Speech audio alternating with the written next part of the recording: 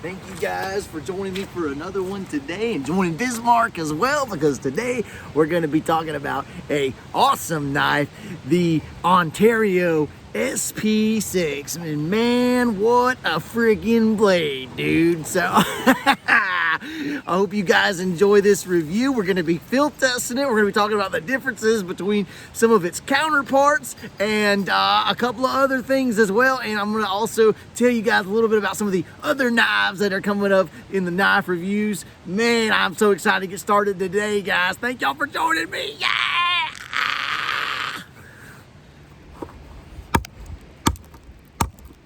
It seems to bite really good.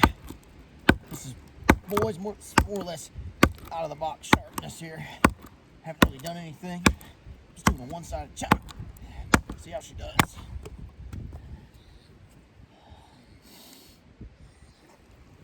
We're gonna go ahead and just knock out the bad right off the rip. Let's talk about the sheath. It is, like all Ontario SP models, unappealing, okay? Now, it is functional, and it does come with the molly webbing, so you can definitely strap it onto something.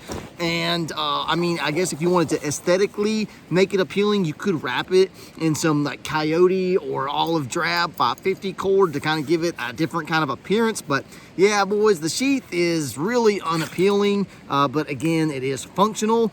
And I'm assuming that Ontario does this because they want to keep down the cost of the actual knife, because I'm sure a leather knife sheath would probably add about 20 bucks to the knife. And this model can be, this sheath can be mass produced and fit many different knives inside of it. So, hey, I'll let them slide on that because it does keep the price point of the blade down significantly lower than some other American manufacturers.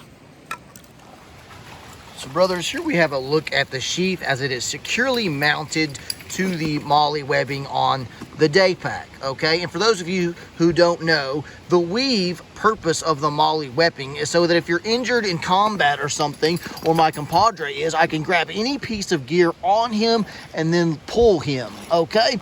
And so that's very important that if you're gonna be using your molly in that kind of environment, you do want to use the webbing. So there is a look at the sheath as it mounts to your day pack securely. It won't come off. It won't get snagged on a branch and come off. But, you know, I really wish they would just make it in either an olive drab or a coyote color, because it's a pretty big eyesore to anybody trying to be camouflaged out here. I mean, it really freaking sticks out. Maybe you can bleach it and dye it. Maybe you can just wrap it in 550 cord like I'm gonna do mine. All right, this looks like a pretty good spot for a knife review.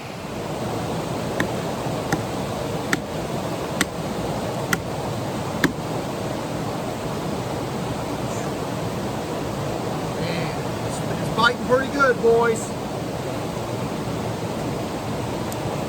Be super careful because of all the moss and everything around me, but guys, this thing right now, again, this is just out the box, but it is biting like a crocodile. I mean, it's just doing some work here to this old log.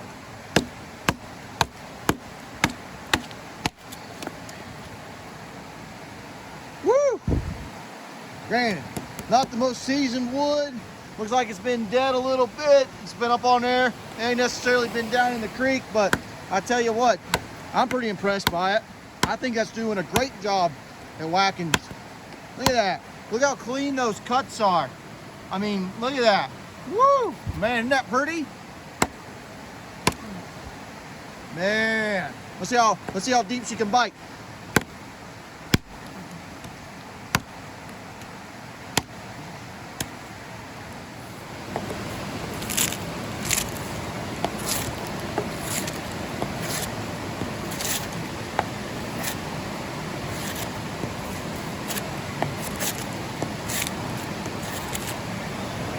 Just so interesting to see this tree that fell over a couple of years ago. Look at it.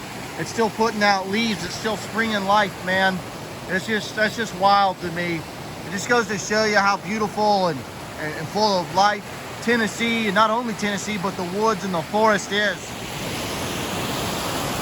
Would y'all look at the size of that boulder over there? Holy smokes. I don't know about you guys, but I would not want that thing rolling down on my house, man. Thing's gotta be daggone 3 stories tall. Slippery.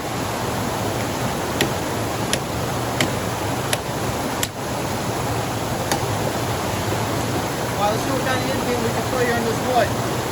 Obviously, we got some more split wood, but I don't want to chop on the live part of the tree.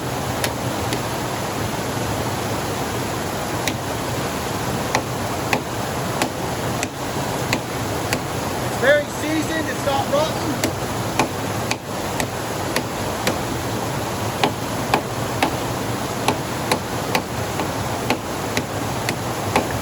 Very hard wood. Getting a little bit of a hot spot in my middle and index fingers, but I think that's just going to happen anytime you try to bang on super hard wood. I tell you what though, that Kraton handle is just so wonderful. It's so much better than a leather handle. It's so much more shock resistant. It's so much more slip proof.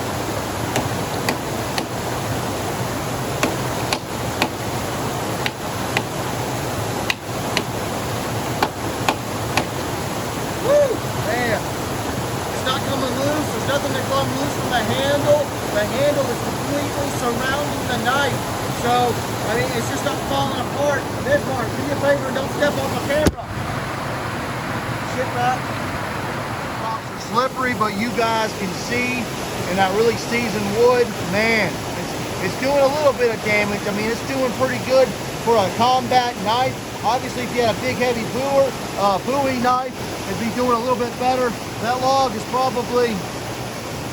Man, I don't know what the diameter of that thing is. It's pretty hefty though. It's probably a 7-8 inch log. And it's just so slippery down here, but you know what? I'm not gonna let that bother me because it's just so beautiful. I just love being out here. Man.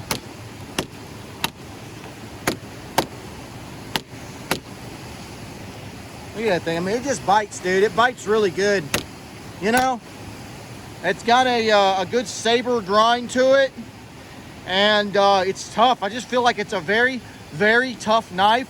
This is not necessarily what the knife is designed for, but every combat knife that's issued to the military is also kind of designed for field use. So let's go ahead, let's put it through field use, because if it can pass this stuff, it'll definitely do decently okay in a combat environment, right?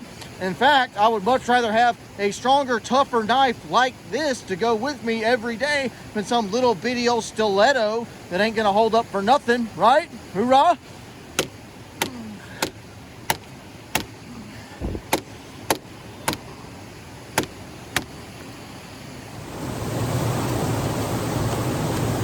Once you straighten it up, let me get you guys turned around here. Whew. I'm trying to curl with it. This is some really fresh wood, but guys, I tell you what, just like any other knife, you're just gonna have to learn what it can do and what it can't, right? Obviously, it'll make shavings. Whew. Using some serious forearm straight to get some good curls going here, but again, that could just be the wood that I'm working with, right? I really like to do my knife reviews as they come out of the box, and then I like to follow up again later on with some more testing, right?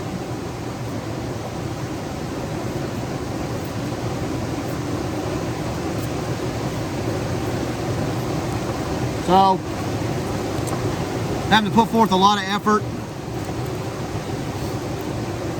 It's definitely shredding it, but I mean, it's no Scandi grind blade, that's for sure. But it'll do it. It'll make some nice curls. You guys are kind of hard to see now that I'm kind of getting in the groove of it. They're kind of buried in there. Let's see. Let's see if I can get this thing turned over. So it definitely can curl. As you change up the knives and everything, you know, you guys are gonna just have to get used to it. Woo. Yeah, the blade definitely needs some sharpening out of the box. Any kind of fine stuff. I mean, as y'all can see, You know, it will produce some curls, but man, a little bit too much work right off the rip, okay?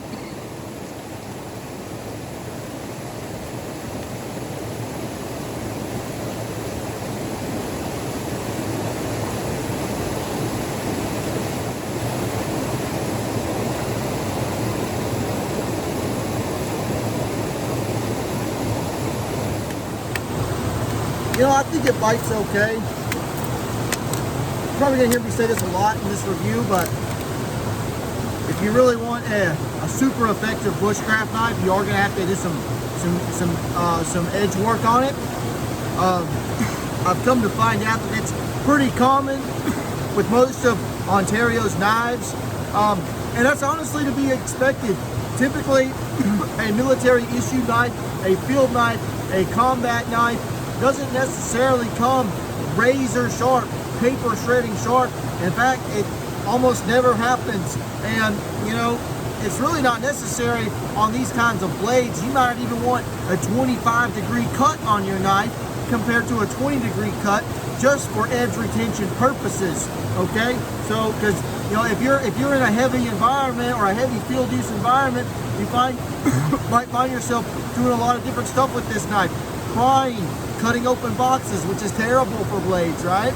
These pocket knives, tons and tons of woodwork, wood processing, and those razor paper cutting, hair popping sharp blades are only going to last, you know, it may not even last an hour in the field. It may not even last 30 minutes if you're doing some serious work with it. So kind of one thing to keep in mind whenever you're out here trying to field test or field use your own blade.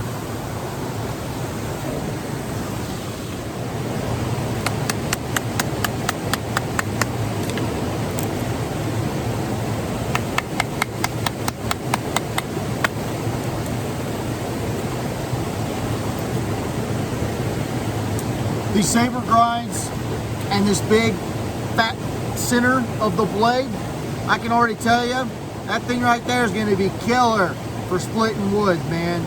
I mean, it's going to divide logs like they're nothing.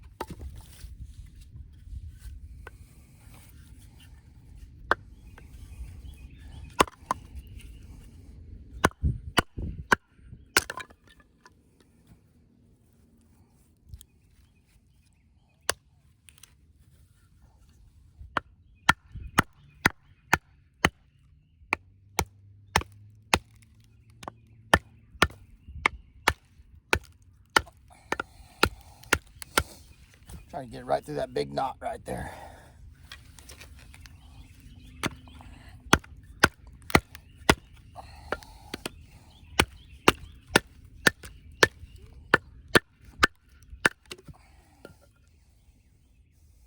So, you know, on this knife right here, I mean, there's nothing really. This craton handle surrounds the whole knife. So there's nothing for it to really come loose, you know.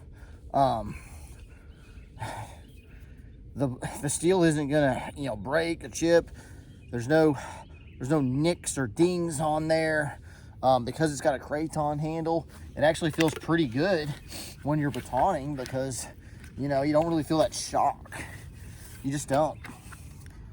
And man, see, it sinks pretty in there pretty good. Now, like I said, guys, I haven't really had the opportunity to sharpen it too much yet. Bismarck, I'm not throwing you nothing until you go find your ball, buddy. You're wearing me out today. Went through like 4 balls today. Go float down the lake.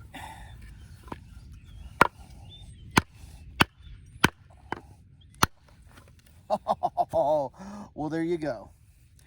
There is your baton test for the Raider at the end of the day. So, wow. I guess that gives you an idea what the tang looks like. There you go.